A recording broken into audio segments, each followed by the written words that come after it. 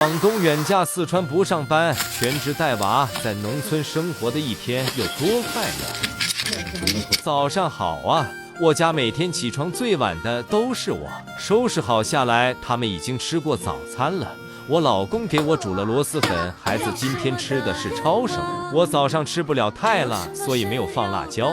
我老公是怕我不够吃嘛，还放了红薯粉。我儿子已经吃过早餐了，看到我吃螺蛳粉也过来凑热闹。我2个小孩都跟我一样喜欢吃螺蛳粉。我婆婆在磨镰刀，一会要去割再生稻回来喂鸡，磨刀好像也是要技巧的，我就不会磨。我公公今天没上班，在家里修房顶，好久没来看这只孤单的兔子了，给它喂把红苕藤上去换条裤子，跟婆婆一起出去割再生稻，把胶鞋换上做事方便些。今天是个大阴天，很合适出门。我觉得这再生稻是不是要小颗点？这是别人家的再生稻，长得比我家好多了。我婆婆说把这一排割出来撒香菜，其他的谷子等它再长长。这个土走的我都怕陷进去。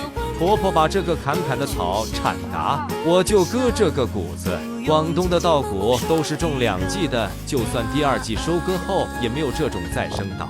婆婆逮到了这个虫，说有什么用我忘记了，难道是能吃吗？我家第1回在田里种菜，不知道行不行。把这个秧豆把也割了，婆婆好挖土种菜。刚好这个草要铲的，婆婆就割一把，让我带回去发火用。等婆婆在这里挖土，我就先背谷子回去了。这个时候也中午11点了，回来很热，又上去换了早上的裤子。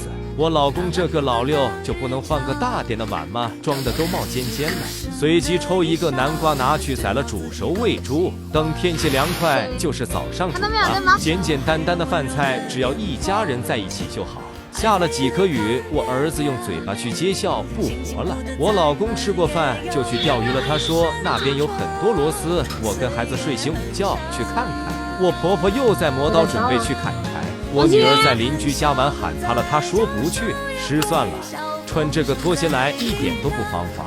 我老公下午就是在这里钓鱼，这么近，我居然还是第1次来这里，路都不好走，现在应该很少人来这里了。妈耶，这么多螺丝都没人爱吃吗？在广东，螺丝还是很受欢迎的一道菜，四川人好像不怎么爱吃。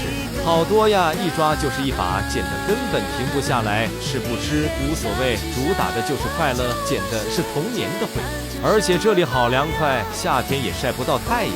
我老公还捡到很多这种像贝壳一样的迷你板，还要摸到沙子底下才摸得到，也不知道好不好吃。来都来了，先捡一点回去再说。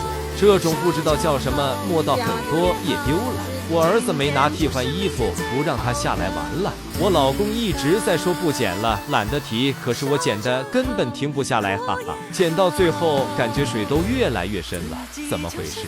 随便捡捡都有这么多。走了。回去了，下次想吃了再过来捡。